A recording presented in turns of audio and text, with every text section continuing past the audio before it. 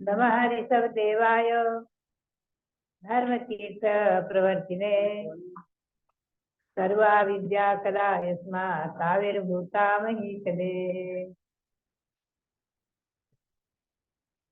ये वर्षा योग हमारा जो वहां हुआ, ये चतुर्थ में अस्वस्थ हुई और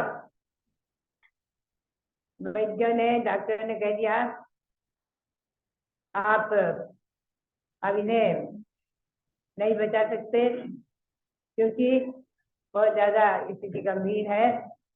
एक बार साधु का कुछ जल आहार आदि को औषधि देना और उसमें भी जरा सा जल पेट में जाए या काशी के बीच की ठंडाई दवाई जरा सी जाती थी तो भी उल्टी हो जाती थी।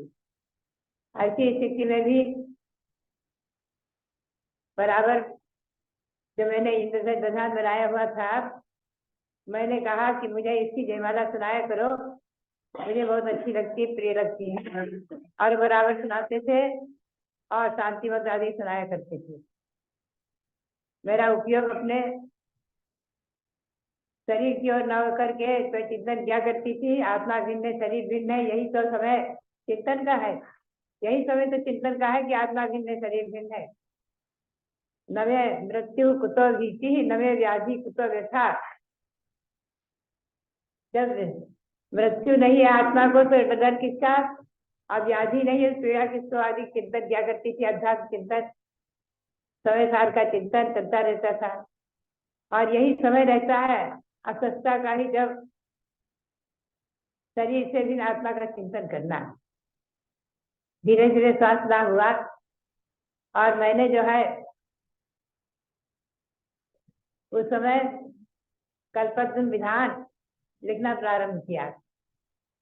और मुझे स्मृति आ रही है कि 3.5 महीने में आषाढ़ शुक्ला एकम को मैंने शुरू किया विधान लिखना और शरद पूर्णिमा के दिन मैंने पूर्ण कर दिया। और ये अद्भुत अलौकिक कार्य और इसकी रूपरेखा बनाई पहले डायरी में अनेक प्रकार से, फिर जो मस्तिष्क में आया कल्पद्रुम विधान में कि देखो संसार में सबसे बड़ा श्रेष्ठ कल्पद्रुम विधान है जो चक्रवर्ती करते हैं। सबसे संसार में मध्यलोक में सबसे बड़े चक्रवर्ती होते हैं और चक्रवर्ती ही मिथक दान बांट करके कल्पद्रुम विधान करते हैं। तो उनके आराध्य कौन होंगे, ये चिंतन चलते चलते चिंतन आया कि अरहंत भगवान के सिवाय, तीर्थंकर भगवान के सिवाय संसार में कोई इससे बड़े आराध्य नहीं हो सकते हैं। तो कल्पद्रुम में मैंने तीर्थंकर भगवंतों को आराध्य बना करके और उनके समूह शरणादि को आराध्य बना करके और वो जो विधान बनाया, अद्भुत विधान और रचना, और मस्तिष्क में श्लोक आते गए और रचना पूर्ण हुई। मुझे प्रसन्नता है और वो विधान भी संपन्न हुआ। और जिस दिन विधान संपन्न हुआ उसी दिन मैंने 3 लोग विधान रचना के लिए भी मंगलाचरण शुरू कर दिया। अपना उपयोग स्थिर करने के लिए ही ये पूजा विधान आदि होते हैं। और अभी आपने ओम का दर्शन किया। इस ओम में पंचपरमेष्ठी विराजमान है। यह अद्भुत रचना भी पहली बार हस्तिनापुर में बनी है कि ओम में पंचपरमेष्ठी विराजमान होना, पंचपरमेष्ठी की मूर्ति विराजमान होना ओम में पहली बार। शास्त्रों में तो पढ़ते हैं पंचपरमेष्ठी के नमोकार मंत्र के एक एक अक्षर से लेकर के, पंचपरमेष्ठी के एक एक अक्षर से लेकर ओम बना है, लेकिन उनकी प्रतिमाओं को विराजमान करने का एक पहला अवसर था। आज ऐसे कार्य होते गए हैं। निर्माण कार्य हमारे मोतीचंद जी, रविंद्र जी कराते थे और मुझे उसको दर्शन करने का सौभाग्य मिल जाता था। और मैं अपने लेखन में कई विधान बनाने में, कोई अनुवाद आदि करने में इसी में लगी रहती थी। और मेरा अपना उपयोग और समय धर्म ध्यान में व्यतीत होता था। और जिस रत्नत्रय जिले में मैं रह रही थी, त्यागी भवन में, वहां से बराबर सुमेरु पर्वत का दर्शन होता रहता था। और प्रातः सायंकाल दोनों टाइम समय की मेरी वंदना आदि की कर लेती थी। भगवंतों की भक्ति और आत्मा का चिंतन, समय दर्शन, गुरु का आशीर्वाद, यही सब काम आते हैं। समय पर अस्वस्थ अवस्था में मुख्य रूप से समय सार का चिंतन अस्वस्थ अवस्था में ही काम आता है, ये मैंने अनुभव किया है। बात यही है कि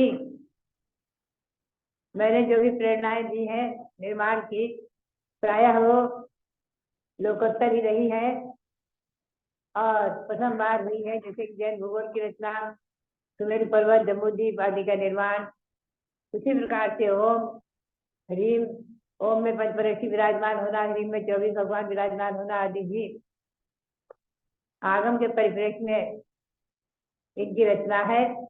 मन गढ़ंत नहीं है, चाहे जो नहीं है, जो सोच दिया तो हो गया। आगम के परिप्रेक्ष्य, आगम के आधार को लेकर ही। तो बात यही है कि निर्माण के लिए मैं रूपरेखा बना देती और अपने मोतीचंद और रविंद्र कुमार ये सब समाज को जोड़कर काम करते रहते थे। और मेरा अपना उपयोग अधिकतम लेखन में, कुछ न कुछ विधान आदि लिखने में, कोई न कोई ग्रंथ के अनुवाद आदि में समय अपना व्यतीत होता रहा है। ये कुछ पूर्वजन्म के संस्कार, कुछ है सरस्वती माता की अनुकंपा और कुछ अपने गुरुओं के आशीर्वाद, और यही सब जो है भगवंतों की, मुख्य रूप से भगवंतों की भक्ति, तीर्थंकर भगवान की भक्ति ही मुख्य रूप से शक्ति प्रदान करती है। मेरा अपना सदा विश्वास रहा है कि भक्ति से ही शक्ति मिलती है और शक्ति से ही युक्ति यानी समय दर्शन की पूर्ति होगी और इसी से एक दिन मुक्ति होगी। भक्ति से शक्ति, शक्ति से युक्ति यानी सत्य की प्राप्ति और उसी से होगी मुक्ति। तो बात यही है कि यही भावना अपनी अंतिम क्षण तक बनी रहे, मोक्ष प्राप्त कराने में यही भावना सहयोगी बनेगी और इसी से हम और आप अपनी आत्मा को परमात्मा बनाएंगे। 84 लाख के योनि के परिभ्रमण से इस शरीर के धारण करते हुए जन्म मरण के दुखों से छुटकारा प्राप्त करने के लिए भगवंतों की भक्ति सबसे बड़ी अमोघ शक्ति है, सबसे बड़ी अमोघ शक्ति है। देव शास्त्रों की भक्ति अमोघ शक्ति है और ये हमारे जीवन में वरदान और आपके जीवन में सबके वरदान बने। इसी भावना के साथ आप सबके लिए पुनः बहुत बहुत मंगल आशीर्वाद, बहुत बहुत मंगल आशीर्वाद। इस शाश्वत जन्मभूमि अयोध्या में भगवान ऋषभदेव, भगवान अजितनाथ, भगवान अभिनंदन नाथ, भगवान सुमतिनाथ और भगवान अनंतनाथ, पांचों तीर्थंकरों के जो कल्याणक स्थान और उनकी भक्ति और अनंत अनंत तीर्थंकरों की जन्मभूमि थी और आगे रहेगी। ऐसी अनंत अनंत तीर्थंकर भगवंतों की भक्ति हमारे और आपके जीवन में मोक्ष प्राप्त कराने तक सहयोगी बनेगी। इसी भावना के साथ पुनः आशीर्वाद। ज्ञानवती माता